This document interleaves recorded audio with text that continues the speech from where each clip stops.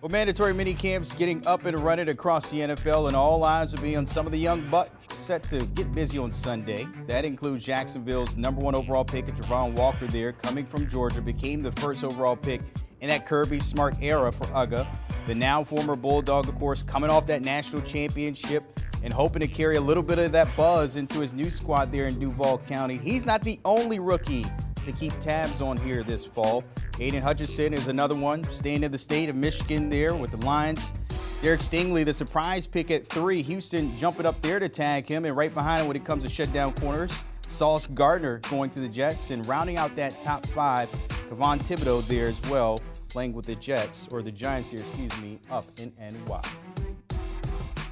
All right, my guy Ryan Wilson will be tuned in for sure. Join us here in HQ. And Ryan, let's take a look at some of those guys that you're focused on in camp and heading into the season. Staying with the G-men here, what's the skinny here on Evan Neal up there with that offensive line? Well, Evan Neal is a huge addition to that Giants offense, both literally and figuratively. And the thinking is, new coach in Brian Daboll, quarterback Daniel Jones didn't get his fifth-year option picked up. Let's find a way to see what we can actually have in Danny Dimes before we have to make a decision on him next offseason. Evan Neal was absolutely dominant at Alabama last year on the left side. He can play on the right side, which he did the year before that at Alabama, and that's where he'll start his career in New York because they have Andrew Thomas, their former first-round pick out of Georgia, manning the left side. This offensive line has actually been revamped this offseason, which, again, great news for Daniel Jones, great news for Saquon Barkley, who's trying to recover from that ACL injury that slowed him down on the field last year. And I think the expectation and the hope is that maybe Brian Daboll, with a revamped offensive line, can do for Daniel Jones what he did for Josh Allen in Buffalo the last few years. We'll see. That's a huge ask. But anything approaching Josh Allen-type numbers will be welcome news in New York, where Daniel Jones has struggled. And it starts along the front. It starts with with Evan Neal. And that's why he was such an incredibly important selection at the top of that draft there just about 6 weeks ago. Keeping Daniel Jones upright to see what he can actually do when he has some protection in front of him there for the Giants. All right, the Packers, like most teams we saw in the draft, going with UGA defense as well. Devontae Wyatt, a chance he can make some noise on that defensive line. Yeah, not just one Bulldog defender in the first round. They drafted 2 dudes. They got Quay Walker, his teammate, the linebacker, as well at 22. Then at 28, they circle back, got Devontae Wyatt, who, listen, he got lost in the mix among those Georgia defenders, which sounds crazy to say, but there's so many playmakers.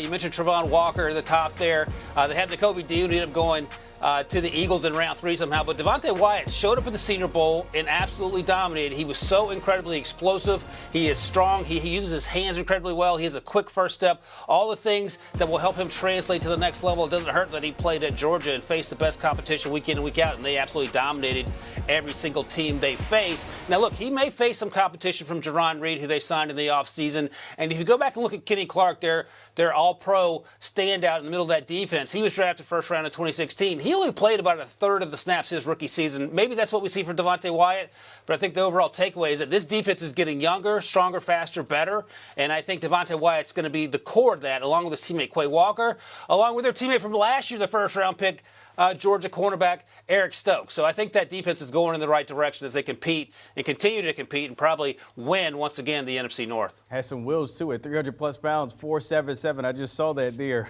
Some scary quarterbacks might want to look out for him next season. All right, look at some pass catchers here in Alec Pierce. He could be competing for some playing time there in Indy in year 1 in your eyes, right?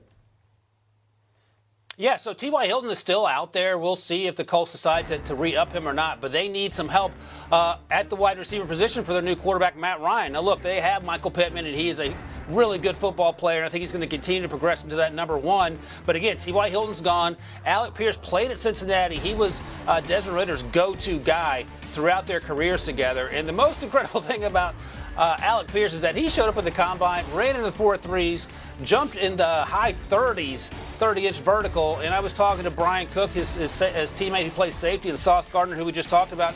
Neither one of them was surprised by that. They said, look, we see that every single day in practice.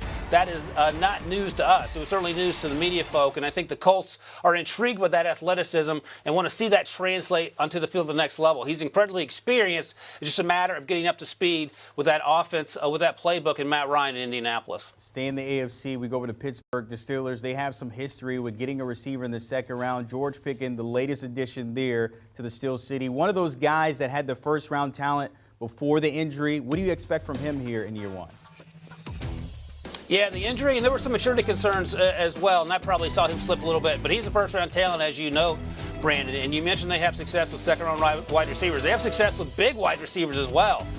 They go all the way back to Plexico Burress in 2000. That certainly worked out pretty well. And Martavis Bryant, a few years ago, back in 2014, was a fourth-round pick. Again, maturity concerns with him, but the athleticism was off the charts. George Pickens is a special player, and he's going to come in and offset the losses of James Washington and Juju Smith-Schuster.